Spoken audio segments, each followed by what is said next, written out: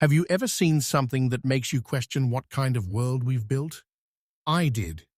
One rainy night at a fancy hotel lobby. The lights were warm, the floors were shining, and everyone inside looked comfortable, except for one woman standing at the counter. She wasn't yelling or begging, just asking quietly for a room. Beside her, a little girl shivered under a wet shawl. The receptionist looked nervous, the manager looked annoyed, and the guests looked away. Nobody knew that before the night was over, the owner himself would walk in and change everything. Lena, receptionist. Good evening. Welcome to Blue Horizon Hotel. Do you have a reservation? Sarah, tired, clutching a small bag. No, I was hoping to get a room tonight, just for one night, please. Lena, sure, let me check. Name? Sarah. Sarah Malik. Lena, typing. All right, I'm afraid we're fully booked tonight. Sarah. Please, I've been looking everywhere. I don't need much, just a small room, even if it's not in perfect condition. Lena. I understand, ma'am, but the system shows 0 availability. Maybe you can try the Royal Inn down the street. Sarah. They turned me away too, said they don't take walk-ins this late. Lena, hesitant. Let me ask my manager, but I can't promise anything. She gestures toward the office. The manager, Mr. Rafiq, steps out, adjusting his tie. Mr. Rafiq. Yes, Lena? What's the issue? Lena. This guest needs a room for the night, but we're full. She's asking if we can make an exception. Mr. Rafiq, to Sarah. Do you have a booking confirmation or ID? Sarah. No booking. Just my ID. Mr. Rafiq. And payment? Sarah. I can pay in cash. I have enough for one night. Mr. Rafiq, checking her worn-out bag.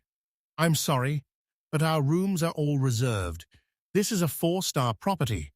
We can't take last-minute guests without proper booking. Sarah. I understand your rules, sir, but it's raining. My daughter is outside. She's only 12. We've been traveling all day. I'll take anything. A storage room, even a sofa in the lobby. Mr. Rafiq. That's not possible. The lobby is for registered guests only. Lena, softly. Sir, maybe... Mr. Rafiq, cutting her off. No exceptions. We maintain standards here. Sarah, quietly. Standards. Mr. Rafiq. Exactly. We can't compromise safety or brand image. Please understand. Sarah, I understand perfectly. Safety and brand image are more important than a mother and child in the rain. Mr. Rafiq, tight smile. Ma'am, I'm just following policy. There's a shelter 2 streets away. Maybe they can help. Sarah. Shelter? Lena, awkward. Yes, I think it's run by the city council. I can get you the address. Sarah, after a pause. No, it's fine. I'll find somewhere else. She turns to leave. Rain beats harder against the glass doors. A bellhop, Imran, watches quietly from the corner. Imran softly to Lena. She's got a kid out there? Lena? Yes. Imran. That's rough. The owner wouldn't like this. Mr. Rafiq, hearing him. The owner would appreciate that we keep order. We're not a charity. The lobby goes silent. Sarah stands by the door for a moment, her reflection faint in the glass. Then she steps outside into the rain. Lena, to Rafiq, low voice. Sir, maybe we should have helped her. Mr. Rafiq, firm. Our job is to protect the hotel's name, not everyone who walks in. Imran shakes his head, glancing toward the rain-soaked street. Imran. Sometimes names mean less than people, sir. Mr. Rafiq looks at him briefly, then walks back to his office. The sound of the rain fills the silence. Imran. Bellhop. She's still out there, standing near the bus stop with her kid. You can see them from the window. Lena, glancing outside. Oh no, she's soaked. That poor girl looks freezing. Mr. Rafiq, not looking up from his files. Imran, go back to your station. You're not being paid to stare out the window. Imran. Sir, I just thought maybe… Mr. Rafiq. No, maybe. We have guests checking in from the conference group. Keep the luggage carts ready. Lena. Sir, it's almost 10. Most of the conference attendees have already checked in. There's one unconfirmed reservation under a corporate name. Maybe they won't show. We could hold it for her, just tonight. Mr. Rafiq sharply, and when they arrive at midnight demanding their room, you'll explain that we gave it to a walk-in, that we let a stranger in with no booking, no background, no record. Lena, I didn't mean to overstep, sir. I just thought… Mr. Rafiq, thinking isn't your job. Following procedure is. The lobby falls silent again. The door opens briefly as a gust of wind carries the sound of the rain inside. A middle-aged man in a wet raincoat steps in, looking around. Man, Mr. Hamid, another guest. Excuse me, could someone help with my car? It's stuck near the curb. Imran. I'll go, sir. He rushes out, but pauses by the door, glancing at Sarah and her daughter under the dim streetlight.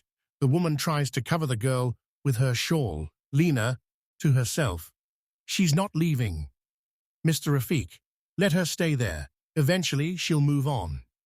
Lena, sir, she's with a child. It's freezing. Mr. Rafiq, if we bend the rules once, staff will think we can do it any time. Then what? Every person with a sad story will expect a free room? Lena, it's not about free rooms, it's about decency. Mr. Rafiq, decency doesn't pay the bills, Lena. We run a business, not a shelter. The phone rings. He answers briskly. Mr. Rafiq, front desk, Blue Horizon Hotel. Yes, Mr. Kareem, your suite is ready. Of course, the driver will wait. Absolutely, sir, thank you. He hangs up, adjusting his tie. Lena, quietly. You're expecting the owner tonight, right? Mr. Rafiq. Yes. Mr. Kareem is flying in from Dubai. He'll arrive around midnight. Lena. Then maybe he should see how we treat people at midnight. Mr. Rafiq, coldly. Careful with your tone. The elevator dings. Two other employees, Arif and Nida, step out, carrying housekeeping logs. Arif, sir, one of the deluxe rooms on the 5th floor is empty. The guest cancelled an hour ago. Nida, yeah, the payment didn't go through. It's available but uncleaned. Lena, quickly, there, sir, we could give her that one. Mr. Rafiq, that's not official until accounting removes the booking, and I don't want anyone entering that room without my approval. Arif, but she's outside in the rain. Even a towel and blanket would help. Mr. Rafiq, are we running a relief camp now? No one moves without my order. Lena looks frustrated. Imran returns, wiping his hands with a towel. Imran, sir, the man's car is fine, but Sarah's little girl is coughing badly. She's shivering. Lena, please, sir, let me give them tea at least. Mr. Rafiq, if you want to buy her tea, pay from your own pocket, but don't involve the hotel's name in this. Lena bites her lip. She takes some money from her bag and quietly tells Imran to take it outside. Mr. Rafiq. Lena. Lena turns. Yes, sir, Mr. Rafiq. If I see you acting against my instructions again, I'll report you to HR. Understood? Lena. Understood. Imran slips out with a thermos and 2 paper cups. The rain is heavier now. Inside, the lobby feels colder than before. Arif, under his breath, sometimes rules make us smaller than we realize. Mr. Rafiq glances at him sharply, but says nothing. The clock behind the counter ticks toward 11. Lena and Arif are whispering near the counter. Imran stands by the entrance, watching the door. Mr. Rafiq is reviewing papers in his office behind the glass wall. Lena softly, "They're still out there, aren't they?" Imran, "Yes. The girl's asleep on her lap now. She didn't even take the tea I brought. Said she didn't want charity." Arif, "This is too much. I've worked here 4 years, and I've never seen someone left like that." Lena, "I thought maybe she'd leave, but she hasn't moved. It's like she's waiting for something." They glance at the glass door. Sarah is sitting on the pavement, her child under her shawl. The streetlights flicker. Then headlights flash outside as a sleek black car stops by the entrance. Imran straightens up. "That's him, the owner's car." Mr. Rafiq steps out of his office, adjusting his jacket and smoothing his hair. Mr. Rafiq, "Everyone stand straight. Kareem's arriving. Keep the lobby clear." The automatic doors slide open. Mr. Kareem, a tall man in his late 40s, enters with a travel bag and umbrella. He greets the staff with a tired smile. Mr. Kareem, "Evening, everyone. Long flight." Mr. Rafiq, warmly, "Welcome back, sir. I hope your trip was good." Mr. Kareem, "Productive. How are things here?" Mr. Rafiq, "Everything is in order, sir. Smooth as always." Mr. Kareem glances toward the entrance where Sarah and her daughter are barely visible outside. His expression changes slightly. Mr. Kareem, "Who's that outside?" Rafiq hesitates. Just someone waiting for transport, I believe." Mr. Kareem, frowning, "At midnight? In the rain?" She looks drenched. Lena, quietly, "Sir, she came earlier asking for a room. We were full." Mr. Kareem, "And now?" Lena, "A cancellation came in an hour ago, but Mr. Rafiq said we couldn't assign it yet." Mr. Kareem looks at Rafiq. Mr. Kareem, "Is that true?" Mr. Rafiq, "Technically, yes. The booking system still shows pending. I didn't want to violate policy." Mr. Kareem, "Policy." He walks toward the glass door and opens it slightly. The rain has slowed to a drizzle. Sarah looks up, startled. Mr. Kareem, gently, "Madam, why are you sitting here? Come inside." Sarah, hesitant, "It's fine, sir. We were told there are no rooms." Mr. Kareem, "You were told wrong. Please bring your daughter in." Sarah slowly stands, carrying her sleeping child. The staff watch silently as she steps inside. Water drips from her shawl onto the marble floor. Mr. Kareem, to Rafiq, "Get her a towel, a blanket, and tea, right now." Mr. Rafiq, uneasy, "Sir?" Mr. Kareem, "Now, Rafiq." Rafiq signals Nida to fetch towels. Imran rushes to bring tea. Sarah, quietly, "Thank you, sir, but we don't want to cause trouble." Mr. Kareem, "You're not causing trouble. You're the reason hotels exist." He helps her to a sofa. Her daughter stirs and whispers something half asleep. Sarah, "She hasn't eaten since morning. I didn't have enough cash for dinner." Mr. Kareem, softly, "Lena, ask the kitchen to send something warm, please." Lena, "Yes, sir." Rafiq stands stiffly near the counter, watching. Mr. Kareem, turning to him, "Rafiq, how long have you been managing this hotel?" Rafiq, 8 years, sir." Mr. Kareem, "And in those 8 years, did we ever put no compassion in our rules?" Rafiq, "Sir, I was only maintaining standards. We can't." Mr. Kareem, "Standards? Our brand isn't built on marble floors. It's built on humanity. Every guest who walks in, rich or poor, should feel seen." Rafiq lowers his eyes. The staff exchange quiet looks. Mr. Kareem, "Tomorrow I want a new policy drafted. No one gets turned away on a rainy night.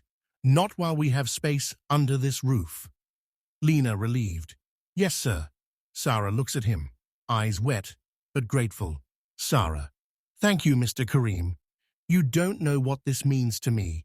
Mr. Kareem, Maybe I do. He looks out at the rain, thoughtful. The sound of tea being poured fills the silence. Mr. Kareem, to Rafiq, quietly. We serve people, not profiles. Remember that. Rafiq nods slowly, words caught in his throat. Sarah's daughter sips the tea. The lobby feels warmer now, though the night outside remains cold. Sarah sits at a corner table with her daughter, who's eating a bowl of porridge. Her clothes have dried. Lena brings fresh tea. Across the room, Imran wipes down tables while Mr. Rafiq stands near the counter, reading reports. Mr. Kareem enters, dressed in casual clothes. Mr. Kareem. Morning, everyone. Lena. Good morning, sir. Sarah, standing slightly. Good morning, sir. You've already done more than enough for us. Thank you. Mr. Kareem, smiling. You don't need to thank me. You should be resting. Sarah, we've taken enough of your time and space. We'll leave after breakfast. I don't want to inconvenience anyone. Mr. Kareem, you're not an inconvenience. You're a guest. He turns to Rafiq. Mr. Kareem, how's the night audit? Rafiq clears throat. Complete, sir. No issues. Mr. Kareem, good. I hope we all learned something from last night. A quiet pause. Rafiq looks uncomfortable, then speaks softly. Rafiq, sir, I want to apologize. I wasn't trying to be unkind. I've seen guests misuse kindness before, turning sympathy into opportunity. I didn't want that to happen here. Mr. Kareem, I understand your concern, but judgment and compassion can coexist. You just forgot the second part. Rafiq nods slowly. His tone softens. Rafiq, you're right, sir. Maybe I've been in this job too long. I've started seeing everyone as a policy, not a person. Lena, quietly, we all do that sometimes. Mr. Kareem, that's how most mistakes begin. Not through cruelty, but through habit. Sarah watches, hesitant to speak, then gathers courage. Sarah, sir, if I may, he was only doing what rules told him to. Most people would have done the same. It's easy to help when you have power, harder when you don't. The room falls silent. Rafiq looks at her, surprised. Rafiq, you're kind to say that after what I did. Sarah, you did what you thought was right. My daughter and I have been turned away before, and not everyone looked guilty about it. At least you cared enough to feel bad. Mr. Kareem smiles faintly at her words. Mr. Kareem, you see, Rafiq, she's teaching us grace. Rafiq, quietly, I'll remember that, sir. Imran brings juice for Sarah's daughter, who smiles shyly at him. Imran, you sleep okay, little one? Girl, yes. The bed was soft. Mama didn't sleep much, though. Sarah, smiling, mothers never do. Mr. Kareem glances toward the window, where the sky is turning pale gold. Mr. Kareem, you said you were traveling. Where were you headed? Sarah, to Multan. My husband used to work there before he passed away. We're moving to live with my sister. Mr. Kareem, gently, then let us make your journey a little easier. Stay for one more night. My treat. Sarah, sir, that's too generous. Mr. Kareem, generosity doesn't lose value when shared. Sarah nods, tears glistening in her eyes. The tension that filled the hotel the previous night feels lighter now. Rafiq turns to Lena. Rafiq, make sure everything she needs is arranged, personally. Lena, of course, sir. Mr. Kareem smiles slightly, then walks toward the terrace, his voice low but firm. Mr. Kareem, let's make this hotel known for kindness, not marble floors. Everyone nods quietly. The sound of gentle morning chatter fills the room as the day begins. Sarah stands near the reception desk, her daughter holding a small backpack. Lena finishes printing something while Mr. Rafiq supervises the checkouts. Imran wheels a trolley past with a grin. Imran, leaving already? The little one didn't even finish the cookies we sent. Sarah, smiling. If we stay longer, she'll start calling this place home. Girl, playful. I like the big bed. Lena, smiling. You can come back anytime. The big bed will be waiting. Sarah laughs softly, her eyes tired but peaceful. Rafiq approaches, holding an envelope. Rafiq. Ms. Sarah, this is for you. A travel voucher for the bus to Multan, arranged by Mr. Kareem, and some snacks for the road. Sarah. That's too much. You've already done enough. Rafiq. It's the least we can do after last night. She looks at him, noticing the genuine regret in his eyes. Sarah, you don't need to feel bad, sir. You were doing your job. Rafiq. A job without a heart isn't worth much. I forgot that for a while. Sarah. You remembered in time. They exchange a brief, kind look. Mr. Kareem steps out of the elevator, dressed for a meeting, phone in hand. Mr. Kareem. Ms. Sarah, I was hoping to see you before you left. Sarah. I just wanted to thank you again. You helped us when no one else would. Mr. Kareem. You reminded us what this place should stand for. I should be thanking you. Sarah. I only wanted a room. I didn't mean to start a lesson. Mr. Kareem, smiling. The best lessons usually come that way. He crouches to speak to the little girl. Mr. Kareem. And you, young lady, did you enjoy your stay? Girl, grinning. Yes, the pancakes were the best. Mr. Kareem. Then that's the highest compliment our chef will ever get. They laugh softly. The lobby feels warmer than before. Even the staff seem more relaxed, smiling among themselves. Lena to Sarah. We'll miss you both. Sarah. We'll remember you all. You made a hard night feel less lonely. Imran holds the door open as Sarah and her daughter prepare to leave. Outside, the street is dry, the sky clear. The same place that was cold and unwelcoming last night now looks calm and kind.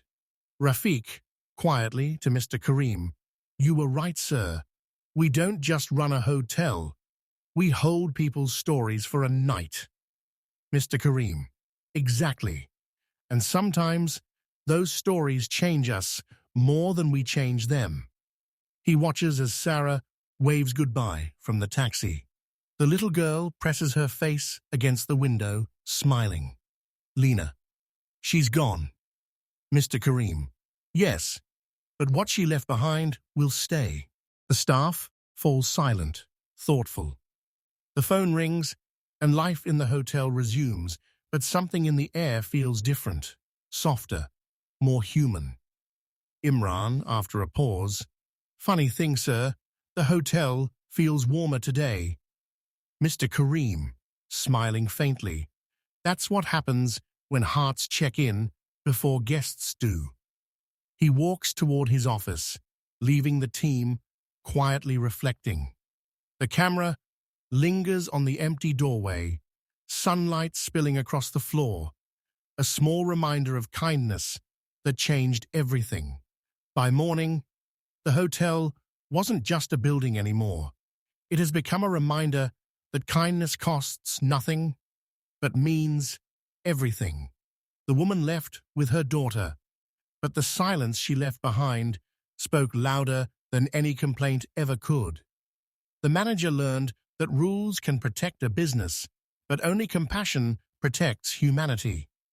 And the owner, he didn't just open a door for her, he opened a door inside everyone who witnessed it.